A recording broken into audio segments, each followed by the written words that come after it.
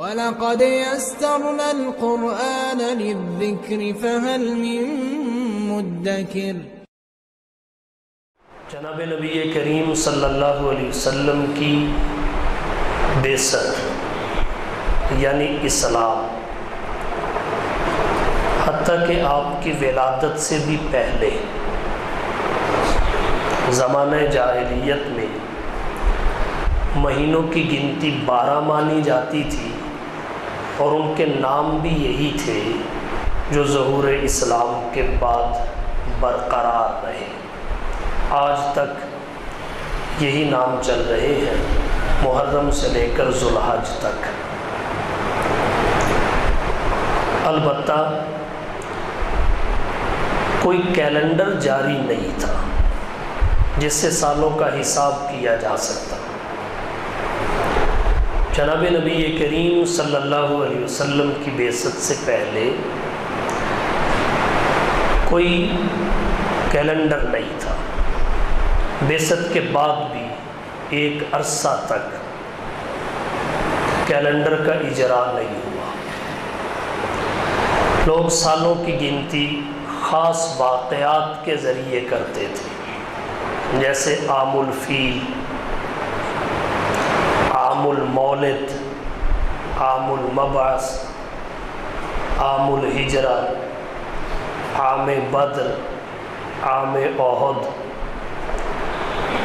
سال کو یاد رکھتے تھے اس میں پیش آنے والے کسی خاص واقعہ کے ذریعے۔ حضرت عمر بن خطاب رضی اللہ تعالی عنہ حضور صلی اللہ علیہ وسلم کے دوسرے خلیفہ ہیں۔ خلیفہ اول حضرت ابو بکر صدیق رضی اللہ تعالی عنہ کی وفات کے بعد جب حضرت عمر مسند خلافت پر متمکن ہوئے، امور سلطنت کو مضبوط اور مستحکم کرنے کے لیے صحابہ کرام کو مشورے کے لیے طلب فرمایا۔ اجلاس ہوا۔ ایجنڈا یہ تھا کہ باضابطہ باقاعدہ کیلنڈر کا اجرا کیا جائے۔ سب صحابہ کرام نے اس کی ضرورت پر اتفاق کیا۔ اگلا مرحلہ یہ تھا کس سال سے کیلنڈر کا آغاز کیا جائے۔ کسی نے کہا حضور کی ولادت والے سال سے شروع کر دیں، کسی نے کہا بعثت والے سال سے، یعنی جب حضور صلی اللہ علیہ وسلم پر وحی آئی تو جو سال پہلی وحی کے نزول کا تھا وہی کیلنڈر کی ابتدا کا سال رکھ لیں۔ کسی نے کہا ہجرت والے سال سے، کسی نے کہا وفات والے سال سے۔ حضرت علی اور حضرت عمر رضی اللہ تعالی عنہما کی رائے یہ تھی کہ ہجرت والے سال سے اسلامی کیلنڈر کی ابتدا کی جائے۔ اس پر صحابہ کرام نے اتفاق کیا۔ پھر سال کا پہلا مہینہ کون سا ہو؟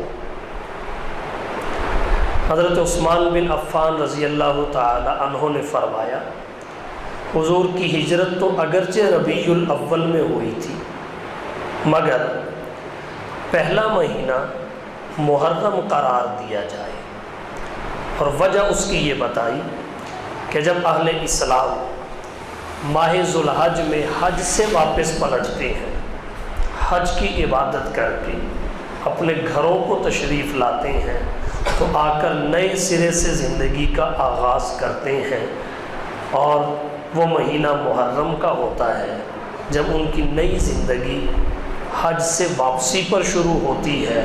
تو کیوں نہ اسلامی سال کا پہلا مہینہ محرم الحرام کو قرار دیا جائے۔ اس پر بھی تمام صحابہ نے اتفاق اور اجماع کیا۔ لہذا صحابہ کرام کے اجماع اور اتفاق سے ایک تو اسلامی کیلنڈر کا اجرا ہوا، نمبر 2 سالوں کی گنتی ہجرت والے سال سے شروع ہوئی، نمبر 3 اسلامی سال کا پہلا مہینہ محرم الحرام کو قرار دیا گیا۔ تو محرم الحرام اسلامی، قمری اور ہجری سال کا پہلا مہینہ ہے۔ حرمت والے مہینوں میں اس کا نمبر تیسرا ہے۔ محرم الحرام ظہور اسلام سے قبل بھی قدر و منزلت والا مہینہ سمجھا جاتا تھا۔ ظہور اسلام کے بعد اس کی اہمیت کسی سے ڈھکی چھپی نہیں ہے۔ محرم الحرام کے بارے میں جناب نبی کریم صلی اللہ علیہ وسلم نے فرمایا، شہر اللہ المحرم، محرم اللہ کا مہینہ ہے۔ اللہ کی ذات گرامی کی جانب حضور صلی اللہ علیہ وسلم نے ماہ محرم کی نسبت فرما کر اس کی عظمت کو 4 چاند لگا دیے۔ محرم الحرام اگرچہ سارے کا سارا محترم اور معظم ہے، مگر اس کی 10ویں تاریخ کی فضیلت باقی تاریخوں سے بڑھ کر ہے۔ عربی میں ماہ محرم کی 10ویں تاریخ کو عاشورہ کہتے ہیں۔ عاشورہ کی فضیلت دیگر تاریخوں سے زیادہ ہے۔ فیض القدیر شرح الجامع الصغیر، تحفۃ الصیام اور محرم کی خصوصیات اور فضائل و احکام کی بہت ساری کتابوں میں کچھ امور ذکر کیے گئے، ان کا وقوع محرم کی 10 تاریخ کو ہوا۔ محرم الحرام کی 10 تاریخ میں ان اہم امور کا پیش آنا، اس سے محرم الحرام کی 10 تاریخ کی عظمت واضح ہوتی ہے۔ مثلا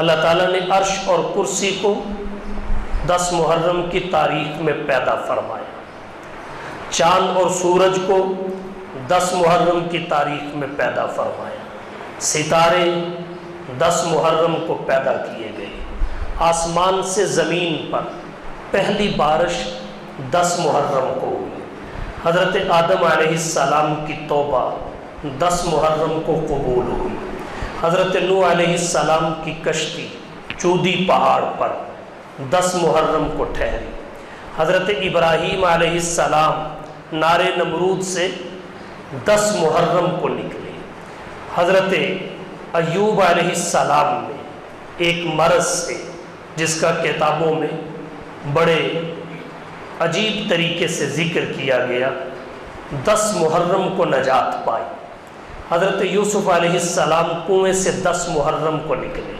تخت شاہی پر 10 محرم کو بیٹھے، حضرت یعقوب علیہ السلام کی حضرت یوسف سے ملاقات 10 محرم کو ہوئی، حضرت موسیٰ علیہ السلام بنی اسرائیل کو فرعون کی غلامی سے نجات دلا کر 10 محرم کو نکلے، فرعون اور اس کی قوم 10 محرم کو نیل کی موجوں کی نظر ہوئی، حضرت حسین ابن علی رضی اللہ تعالی عنہ 10 محرم کو شہید ہوئے، حتیٰ کہ قیامت کا قیام بھی 10 محرم کو ہوگا۔ اہل علم نے یہ تمام امور ذکر کیے کہ یہ 10 محرم کو پیش آئے، قیامت کا قیام 10 محرم کو ہوگا، یہ 10 محرم کی تاریخ کی اہمیت پر واضح دلالت کرتے ہیں۔ مہینہ پورے کا پورا حرمت اور عظمت والا ہے۔ 10 تاریخ جسے عاشورہ کہتے ہیں، اس کی عظمت دیگر تاریخوں سے بڑھ کر ہے۔ اس مہینے کی عظمت، پھر اس مہینے کی تاریخوں میں 10ویں تاریخ کی عظمت ہمیں یہ احساس دلاتی ہے کہ باقی مہینوں اور دنوں کی طرح اس کو ضائع نہ کیا جائے، لاپرواہی اور غفلت کی نظر نہ کیا جائے، بلکہ اس کو اللہ کی یاد، اللہ اور اس کے رسول کے حکموں کے مطابق شرعی طریقے سے گزارا جائے۔ اس لیے ضرورت اس امر کی ہے ہم دیکھیں کہ شرعی طور پر محرم کے مہینہ میں کون سے کام کرنے چاہیے، کون سے نہیں کرنے چاہیے، تاکہ ہمارا محرم شریعت کی منشا کے مطابق گزرے۔ ماہ محرم میں کرنے کے کام کون سے ہیں؟ فرائض و واجبات کی ادائیگی تو مقدم ہے، 5 نمازیں فرض ہیں، اپنی شرائط کے ساتھ جمعہ فرض ہے، خواتین پر پردہ فرض ہے، اگر کسی کا مال نصاب پر سال گزر جائے زکوٰۃ دینا اس کے لیے واجب ہے، تو فرائض و واجبات کی ادائیگی مقدم ہے۔ اس کے بعد نفلی عبادات ہیں، قرآن کریم کی تلاوت کی کثرت، نوافل کی کثرت۔ اس کے ساتھ ساتھ نفلی عبادات میں 2 عبادتیں خاص ہیں جو اس مہینے کے ساتھ وابستہ ہے۔ اللہ کے نبی صلی اللہ علیہ وسلم نے ان کی تلقین فرمائی ہے، تو آپ یوں کہہ لیجئے 2 کام خاص طور پر اس مہینے میں کرنے کے ہیں۔ ایک تو 2 روزے، 10 محرم کا روزہ، اس سے 1 دن پہلے کا یا 1 دن بعد کا روزہ۔ یہ اللہ کے نبی صلی اللہ علیہ وسلم نے اپنی امت کو تلقین فرمائی ہے۔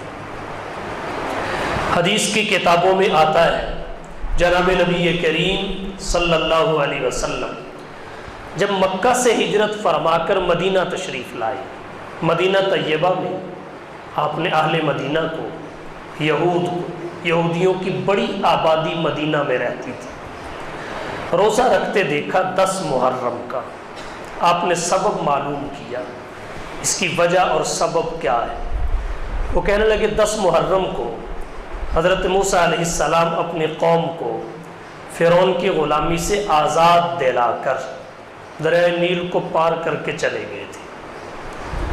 حضرت موسیٰ اور اس کی قوم کا دشمن فرعون اپنی قوم سمیت دریائے نیل میں غرق ہوا تھا۔ حضرت موسیٰ علیہ السلام نے شکر کے طور پر 10 محرم کا روزہ رکھا تھا، تو ہم موسیٰ علیہ السلام کے نام لیوا ہیں، ان کے ساتھ اپنی نسبت، تعلق اور محبت کا اظہار کرتے ہیں، تو اس لیے ہم 10 محرم کا روزہ رکھتے ہیں۔ جناب نبی کریم صلی اللہ علیہ وسلم نے فرمایا میں موسیٰ کے تم سے زیادہ قریب ہوں، موسیٰ کا تم سے زیادہ حقدار ہوں۔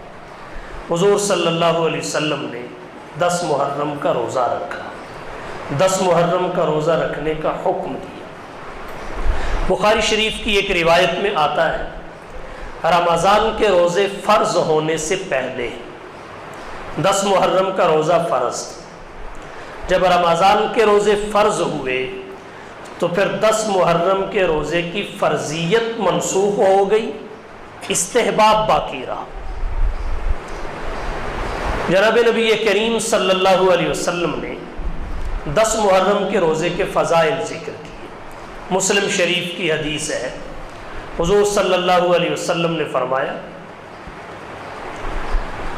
صیام یوم عاشوراء، 10 محرم کا روزہ ایسا روزہ ہے احتسب علی اللہ ان یکفر السنۃ التی قبل، میں اللہ سے امید رکھتا ہوں کہ اللہ تعالیٰ اس روزے کی برکت سے 1 سال گزشتہ کے گناہوں کو معاف فرما دے گے۔ یہ 1 سال گزشتہ کے گناہوں کا کفارہ بنے گا۔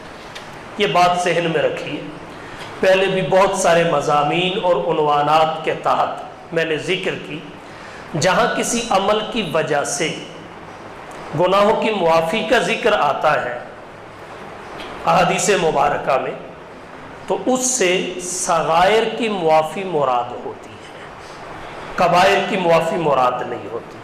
کبائر کی معافی توبہ کی محتاج ہوتی ہے، اس کے لیے توبہ ضروری ہے۔ پھر اگر اس میں کسی کا حق تلف کیا ہے، ضائع کیا ہے، غصب کیا ہے، ہتھیا لیا ہے، قبضہ کر لیا ہے، تو اس سے معاف کروانا یا ادا کرنا بھی شامل ہے۔ تو مراد صغائر کی معافی ہوتی ہے، ان الحسنات یذہبن السیئات۔ اور اس کی ایک وجہ یہ لکھی گئی کہ کبائر کم تعداد میں واقع ہوتے ہیں، صغائر زیادہ مقدار میں واقع ہوتے ہیں، تو صغائر کی مقدار کبائر سے زیادہ ہوتی ہے، تو جو زیادہ گناہ ہیں وہ اللہ تعالیٰ معاف فرما دیتے ہیں۔ آپ صلی اللہ علیہ وسلم نے 10 محرم کے روزے کو 1 سال کے گناہوں کا کفارہ قرار دیا ہے۔ یہ بہت بڑی فضیلت ہے۔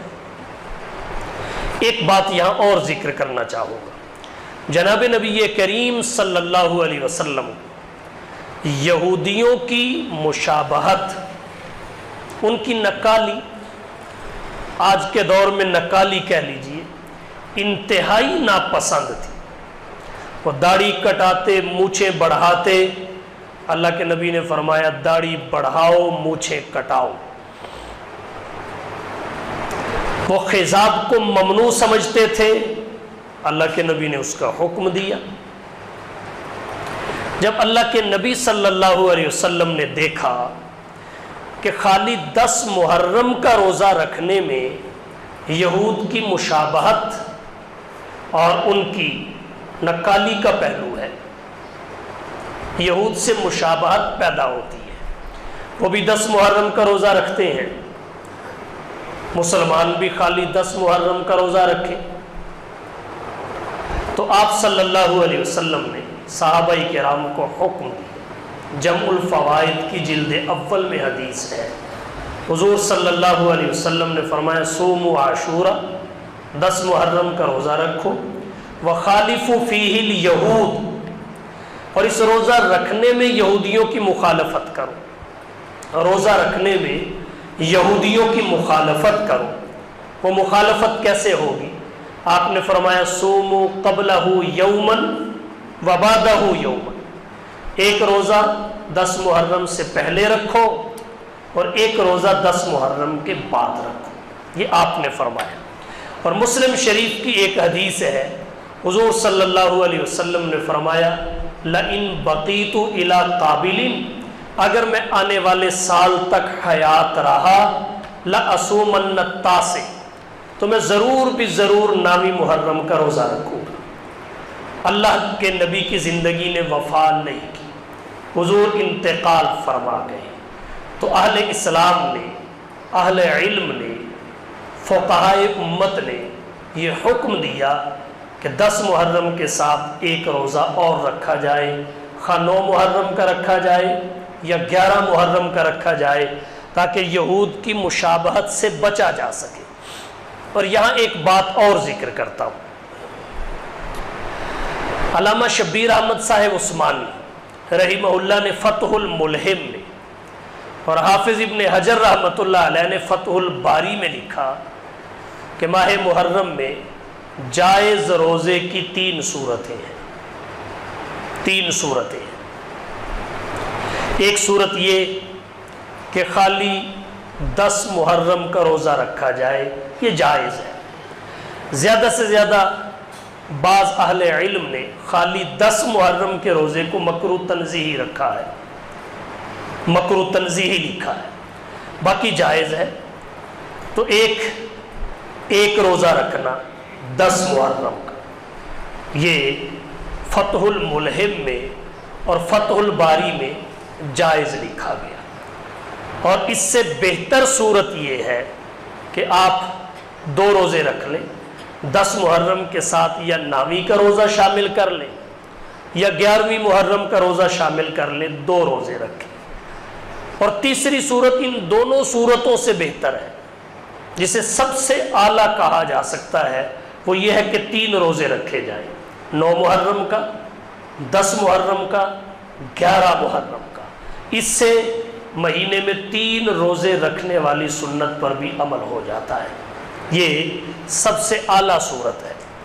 اور جو میں نے حدیث شریف پڑھی جمع الفوائد سے، حضور صلی اللہ علیہ وسلم نے فرمایا صوموا عاشورا وخالفوا فیہ الیہود، صوموا قبلہ یوما، یہاں آگے او بعدہ یوما نہیں بلکہ وبعدہ یوما ہے، ایک دن پہلے اور ایک دن بعد کا آپ نے ذکر کیا۔ یہ افضل اور اعلیٰ صورت کا بیان ہے کہ 3 روزے رکھے جائیں۔ تو ایک کرنے والا کام ماہ محرم میں 10 محرم کا روزہ رکھنا اس کے ساتھ حسب توفیق 1 یا 2 روزے مزید رکھنا، خواہ 9 یا 11 محرم کا یا دونوں محرم کی تاریخوں کا، 9 کا بھی 11 کا بھی، یہ کرنے کا کام ہے ماہ محرم میں، لیکن ہم اس کی طرف توجہ نہیں دیتے۔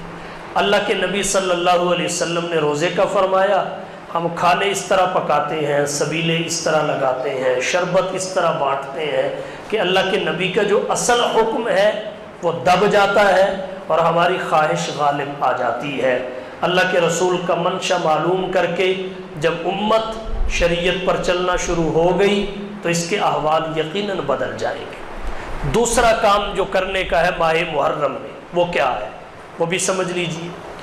جامع الاصول کی 9ویں جلد میں حدیث آتی ہے، حضرت ملا علی قاری رحمہ اللہ نے مرقات المفاتی شرح مشکات المصابی میں ذکر کی ہے، دیگر اہل علم نے اپنی اپنی کتابوں میں ذکر کی، الاستذکار میں بھی ہے، دیگر کتابوں میں بھی ہے۔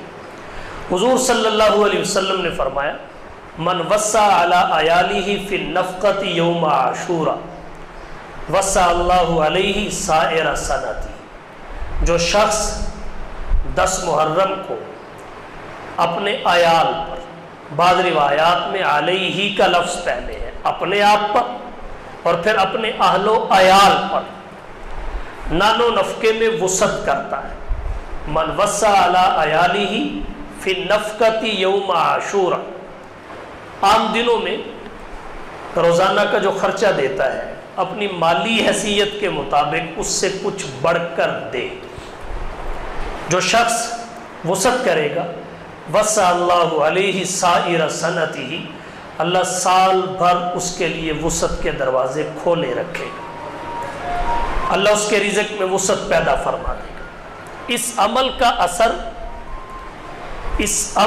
اثر اگلے سال 10 محرم تک رہے گا، اور اہل علم نے اس پر اپنے تجربات ذکر کیے ہیں، ہمارے اکابر اور اسلاف نے اپنے تجربات ذکر کیے ہیں کہ اس طرح کرنے سے انہوں نے رزق میں وسعت، فراخی اور برکت کو محسوس کیا ہے۔ کئی سال سے میرا تجربہ بھی یہی ہے۔ 10 محرم کو اگر سفر پہ نہیں جانا ہوتا، یہاں موجود ہو تو طلباء کی الگ دعوت بنے گی، گھر میں الگ کھانے پکیں گے، اور ان کو نقدی کی صورت میں نان و نفقہ پہلے سے بڑھ کر دیا جائے گا۔ اور اگر سفر پہ جانا ہو تو پھر یہ کام کسی کے ذمہ لگا کے روانہ ہوگا، طلباء کے لیے الگ دعوت، گھر میں الگ کھانے کا اہتمام، اور پھر کوشش کرتا ہوں کہ جو گھر میں کھانا بنے اس سے کچھ نہ کچھ اساتذہ اور کچھ طلباء کو بھی بھیجا جائے۔ اگرچہ حدیث شریف میں اپنے اہل و عیال پر وسعت کا ذکر ہے، مگر یہ مدرسہ کے طلباء، یہ ہمارا روحانی عیال ہے، ان پر خرچ کرنے سے ہماری نیت یہ ہوتی ہے اللہ تعالیٰ ان کے اخراجات میں سہولت اور آسانی پیدا فرمائیں گے، اور ہوتی بھی ہے۔ والدہ کو خرچہ دے کر سفر پہ روانہ ہونا، اگر یہاں رہا جائے تو عام دنوں سے بڑھ کر بیوی بچوں کو باہر صورت عام دنوں سے بڑھ کر ان پر خرچ کرنے کا کئی سالوں سے میرا معمول ہے۔ اس کی برکت میں سارا سال محسوس کرتا ہوں، اگرچہ یہ فرض اور واجب تو نہیں ہے، لیکن اس کی برکت بہت زیادہ ہے۔ اس لیے آپ سے بھی میری درخواست یہی ہوگی کہ اپنے اہل و عیال پر عام دنوں سے بڑھ کے خرچ کریں۔ اس کا یہ مطلب نہیں کہ 10 محرم کا روزہ اڑ جائے گا، سحری اور افطاری میں بھی خرچ ہو سکتا ہے، نقدی کی صورت میں خرچ ہو سکتا ہے، کھانے پکانے کا سامان وسعت کے ساتھ گھر لا کر دینے میں خرچ ہو سکتا ہے۔ یہ نہیں کہ آپ روزے کو ختم کر کے 10 محرم کو بیوی بچوں کو کھلائیں پلائیں، جہاں تک ممکن ہو سکے روزے کا اہتمام اپنی جگہ ہے، سحری افطاری میں وسعت کر لی جائے۔ یہ دوسرا کام ہے ماہ محرم میں کرنے کے کاموں میں جو خاص کام ہے۔ باقی میں نے عرض کیا فرائض و واجبات کی ادائیگی مقدم ہے، نفلی عبادات میں قرآن کی تلاوت ہے، نوافل پڑھنا ہے، اور خاص امور جو ہیں وہ روزے اور اہل و عیال کے نان و نفقہ میں وسعت، یہ کرنے کے کام ہیں۔ اب نہ کرنے کے کام کیا ہیں وہ بھی آپ سمجھ لیں۔ ماہ محرم الحرام میں بچنا کن کاموں سے چاہیے؟ سب سے پہلے تو سوگ سے بچنا چاہیے، اظہار غم سے۔ کیوں؟ وجہ اس کی یہ ہے، شرعی مسئلہ یہ ہے کہ اگر کسی عورت کا خاوند اور شوہر فوت ہو جائے، متوفی عنہا زوجہا، جس کا خاوند فوت ہو جائے، وہ عورت حاملہ ہوگی یا غیر حاملہ ہوگی؟ اگر تو غیر حاملہ ہے پھر وہ سوگ، جسے عدت بھی کہا جاتا ہے، ترک زینت بھی کہا جاتا ہے، 4 مہینے 10 دن تک ترک زینت اختیار کرے گی، 4 مہینے 10 دن۔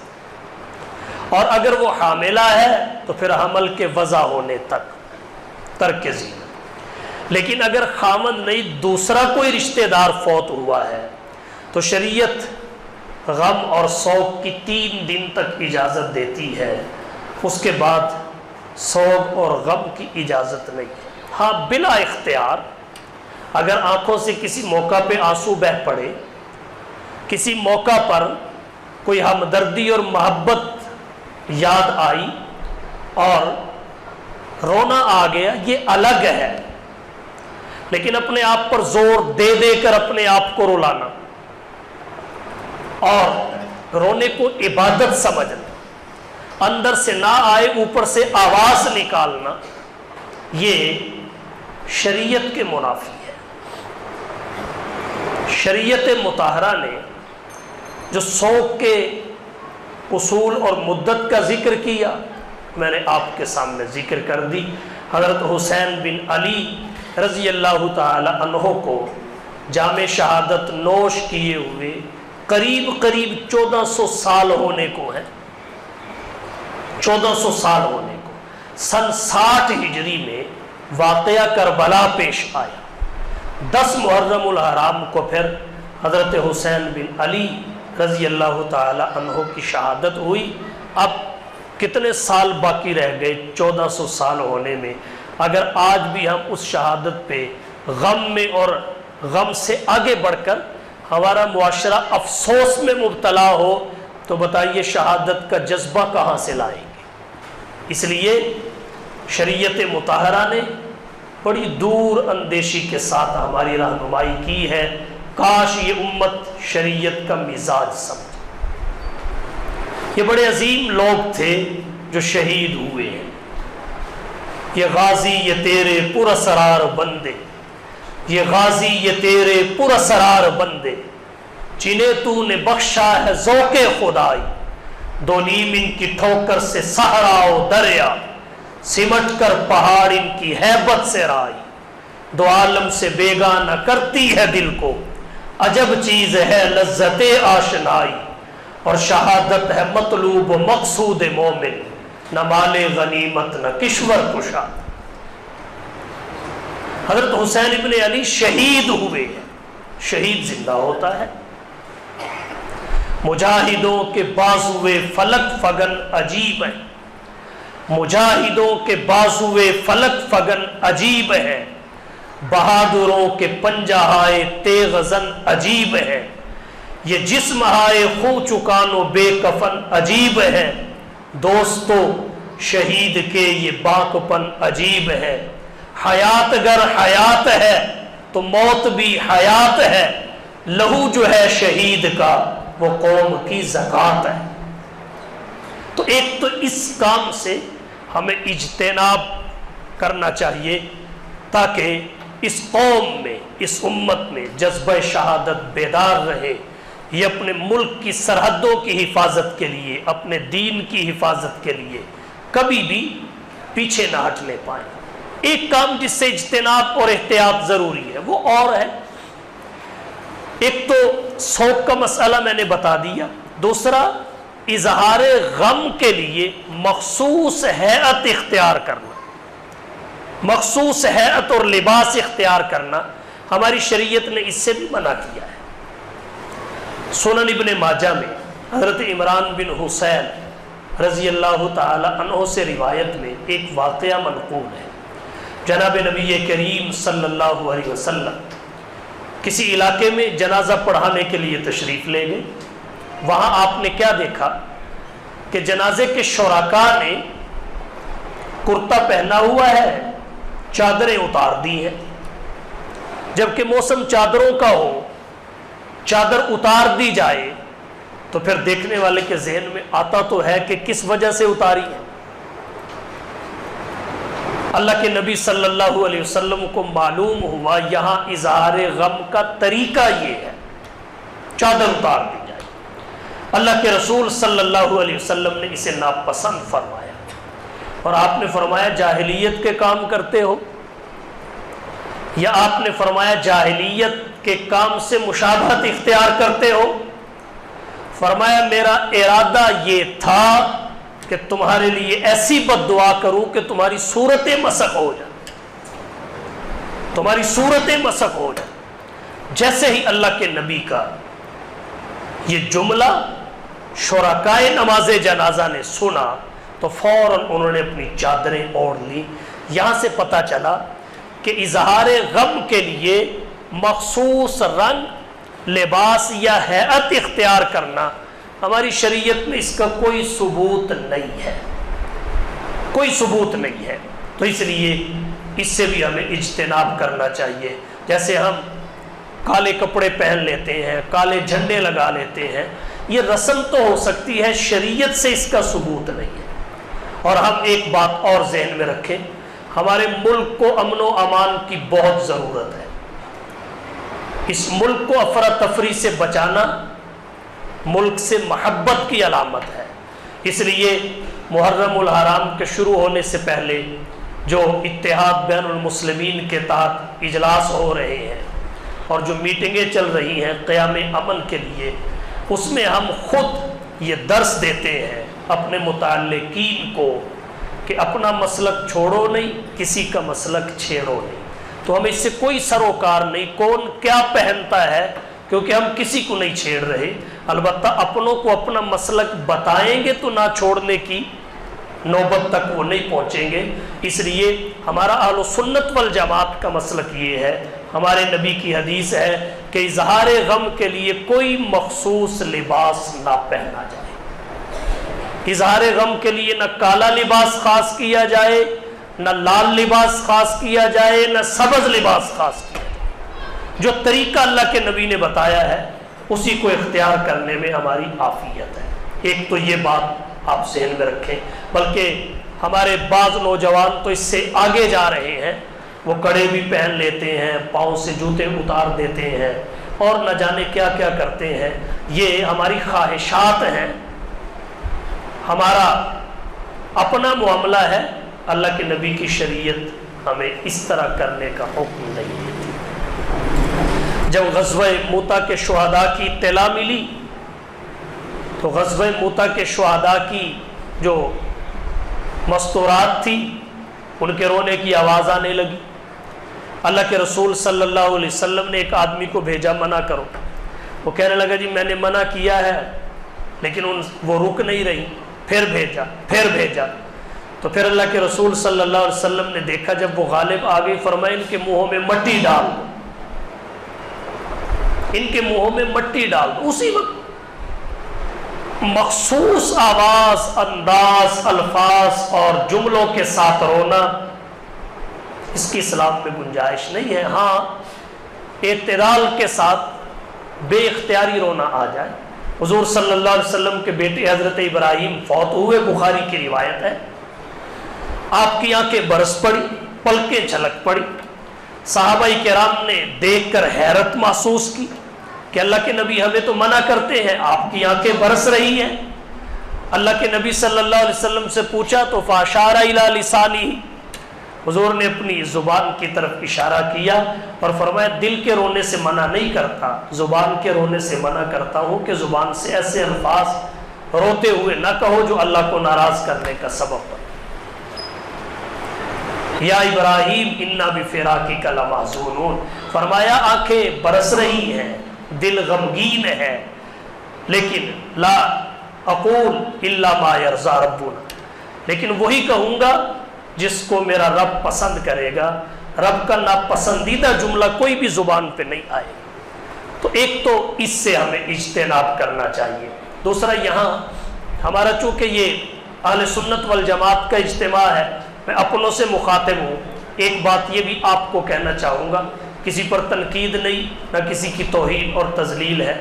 ہمارے اہل سنت والجماعت کے مسلک میں تعزیہ بنانا ممنوع ہے، اس لیے کہ اس سے شرک کا صدور ہوتا ہے۔ لوگ عرصیاں لٹکاتے ہیں، اس کے دیکھنے کو زیارت قرار دیتے ہیں، چومتے چاٹتے ہیں، اتعبدون ما تنحتون کا منظر نظر آتا ہے، اور مرادیں مانگتے ہیں، نظر و نیاز منت منوتی کرتے ہیں، حتیٰ کہ اور بہت کچھ کرتے ہیں۔